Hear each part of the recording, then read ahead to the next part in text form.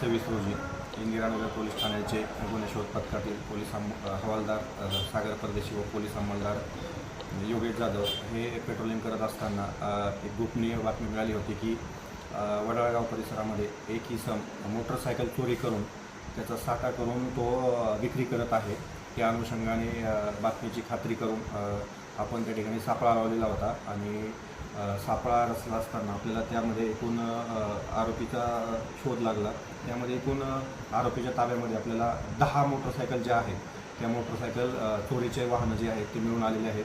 त्यामध्ये 7 Splendor motorcycle आहे, एक बुलेट गाडी आहे आणि एक पॅशन प्रो आहे आणि एक 220 पल्सर, अशा एकूण 10 जी दुचाकी आहेत आपल्याला चोरीच्या या ठिकाणी प्राप्त झालेल्या आहेत।